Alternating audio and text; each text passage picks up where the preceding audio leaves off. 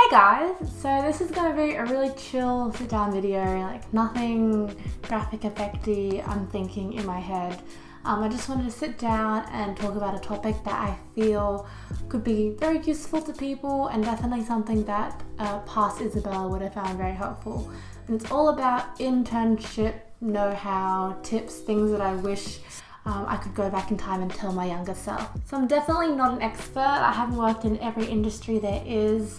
But I have worked in some, and of course these ideas are very generalized. So if you have any intention of working in like financial advisory, financial consulting, brand marketing, digital analytics, a pharmaceutical company even, hopefully these tips are helpful for you. And if you have your own insights into something different as well, or if you disagree with anything that I say, let me know, because then we can all better each other. It's not a zero-sum game. So yeah. So the first tip that I have is all about intern culture versus employee culture. And not a lot of people talk about like specific intern culture. Sometimes we don't realize that there's a difference, and sometimes there isn't. But it's all about recognizing what's expected of you when you're an intern. So to give a little bit of a backstory, I used to work for a great company. It had fantastic culture. Everyone was super chill, super nice. It's just that I assumed that I would be treated exactly the same as every other employee, and thus my expectations would be exactly the same as the expectations put on an employee. So I would often say once every couple of weeks, I would call my boss saying that I wanted to work from home, and I would go to work in like the most casual clothes ever. And a lot of the times I would take work really chill, like leave at 5 p.m, 5:30, pretty much on the dot every single day, because everyone else did that. And then I would work from home when I hadn't yet finished my deliverables, and I thought that was fine. But what I didn't do was ask straight off or observe what the culture was for me, what the expectation was for me as an intern and other interns in the firm. So sometimes the company will have really chill culture, but maybe your boss specifically, your team specifically, will want you to be present to see your performance, because it's very hard to judge from home. And sometimes if you're dressing a bit too casually, it's like you're not taking it seriously. And I'm not saying that that's a bad quality of the firm, that they treat interns differently to employees. It's just reality. It's a fact. Sometimes they don't, and sometimes they do. And it's really important to gauge that, because I only realized a little bit too late. So the second tip I have is related to a question that so many people ask when it comes to networking events. How many questions should I ask? What kind of questions are stupid questions? Should I be working independently, or should I be able to ask as many questions as I want? And my answer to those queries is, it's not about how much you ask, it's always about how you ask. And it doesn't matter what you're asking about either. It's about how you phrase it, how you come across. Let's say it's something really stupid, like you don't know what Excel formula to use for a certain model that you're working on, or you don't know how to write like a budget, like a marketing budget on Excel, and you know that it should be Googleable, but you just don't know what keywords to put in, or let's just say you're completely lost. I guess the wrong way to go about asking would be going straight up to your boss as soon as you receive the task and be like, I have no idea what's going on, help. Because that doesn't show any sort of initiative. I would recommend it depends on the time sensitivity, right? So there's no clear-cut answer, except for it's about how you ask. So let's just say for the extreme situation, it's due in one day, and you know that you have no time to go and independently figure it out yourself, right? So you let them know that, you show them how much you care. You say, I understand with the time sensitivity of this task, I'm unable to, work it out and spend a day Googling, so I'd really appreciate some first-hand direction, and then I can take it from there. I'm sure next time with the impeding tasks, I will either be able to solve it quicker because I've had your direction, or I'll have have more time to independently solve it myself. So it shows that you've thought about the situation and you're not just asking for the sake of asking. You know that the project is due. And of course, like what everyone else says, if you have time to figure out or like to try and independently solve the problem, then do that. Because let's say if you've tried to figure it out and you know that you're completely wrong, at least you can go to your manager and say, this is how I've tried to solve it. I understand that there's probably a lot of problems with my solution. I would love your opinion, your input into how I can solve or how I can deliver on project XYZ, which I think is a lot better way of going about it. Once you ask a question properly, then you're honestly able to ask as many questions as you want. It really does not matter to an extent. So my third tip is all about feedback, and this is such an important tip. I'm not sure if anyone else was as stupid as I was, but I didn't ask for feedback, or I did, but I didn't diligently ask for it during my first internship. And I think spoiler alert, my first internship was a complete wreckage. It was awful. My boss did not like me. I did not do well at all. I did not provide as much value as I wished I could. And that's because I didn't ask for feedback and I didn't realize where I had gone wrong and how I could have improved to bring the most value I could to the firm and also to my own learning and development. So different internships will have different structures. Some will be very, very structured. So when I worked in financial advisory, I had a designated mentor and I had a designated buddy to always give me feedback. And it was like in the structure of the internship that like every couple weeks I meant to receive feedback. So that was great. I didn't need to initiate it. But in other firms, they don't have that rigorous structure, and it's really, in fact, I think it's better when you yourself have to initiate it, because like you're teaching yourself how to ask for something, I guess, even when your boss is really busy, and you're teaching yourself, or you're showing them how much you value your improvement, your skill sets getting better for the value of the firm. So I didn't do that. I waited 6 months until I got a formal feedback, and it was awful, and I cried.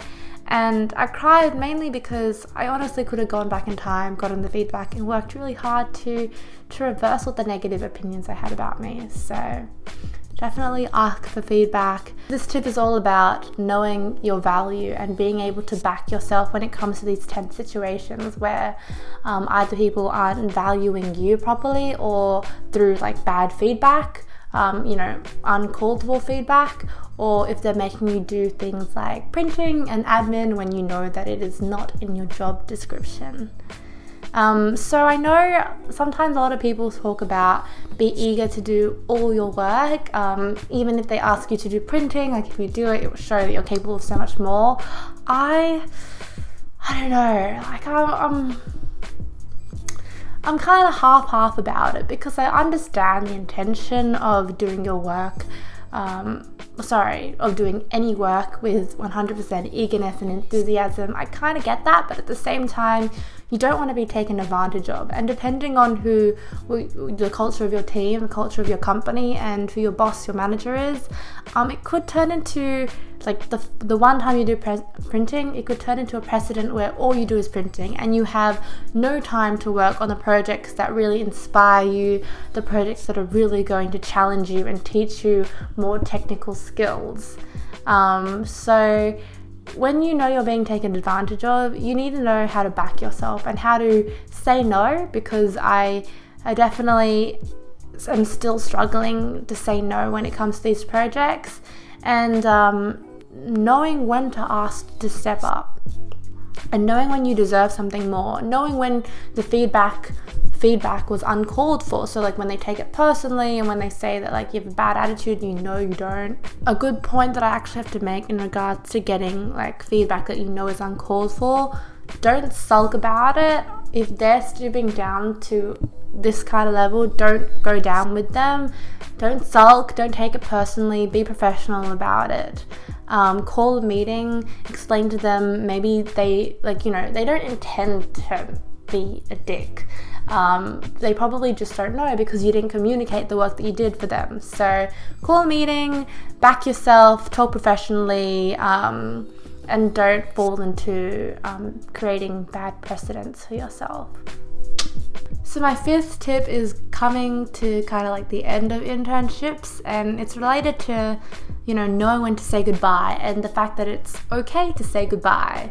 I remember the first time I got my first work contract, and it was like the best day of my life. Like, I was getting money, I was getting paid more than my friends, I was one of the first out of my friendship group to get like this kind of a solid income. I felt great, and I didn't see the need to negotiate or to read my contract. I never thought that I would one day have to end my contract, and when I did, at first I felt very guilty because I thought, these people gave me my first job, my first work experience, and I shouldn't be, like taking a contract for granted. But at the end of the day, if a contract has like an end term, has a termination clause, then it's just business. Like, if it doesn't work out for you, if it's not going to be a win-win situation, say if you're not going to enjoy it, the company isn't going to grab any value from you because you're not going to put in your all, then it's okay to end the contract. As long as you're honest about it, you have good intentions, you don't wish to harm the company further, and you do it within the termination clauses, you're respectable, it's okay.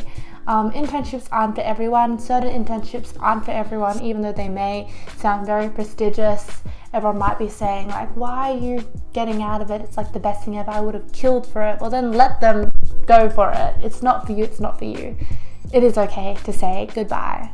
I know, despite this entire video and the point of it, I think the most important tip from me to you is that you don't need an internship. Like, at the end of the day, if I was to go back in time, I obviously wouldn't change anything, but I would have stressed the importance of how you should not take it seriously and how there are so many more things to grab experience from than just your corporate internship. If your goal of the reason why you're getting an internship is to eventually get a grad position at company XYZ, know that there are so many other stepping stones, and these days HR, especially for the big companies and like financial advisory, they're all about diversity and finding people that have gotten to the interview from a very non-traditional path. So internships can be quite traditional. I'm not saying that they don't get you jobs, they do, but if it's not what you're into, then do student society stuff, like make a YouTube channel, do some sort of creative portfolio. Like, those also give you very relevant, necessary skills for the job. They give you such a much more colorful, awesome story to present in your interview that's gonna distinguish yourself from the rest of the cohort. And you don't have to pressure yourself into getting an internship. It's really truly not necessary. And this is from a person who's gotten many internships, which were absolutely awesome. I learned so much from them, but I wouldn't stress over getting every single one of them, because at the end of the day, so many other pathways to getting what you want in life. And another bonus tip, but related to everything I basically said, is do not care about reputation. If you are solely getting an internship for the reputation that you earn from your cohort, from your peers, you're not going to enjoy it. It's not going to be worth it. Most likely, there's something better out there for you. Obviously, if reputation is kind of a side, woohoo, and you really like the job, and that's great, but reputation is so unimportant the older you get. Cannot stress that enough. So I really hope you enjoyed this video. Like I said, I've gotten so many funny stories of internships and I've learned so much, but I am still learning, so I would love to know your tips, your thoughts on the tips I've given, and I guess I'll see you guys later. Goodbye! And good luck for internships. Message me if you have any questions, I don't mind. Anyway, goodbye!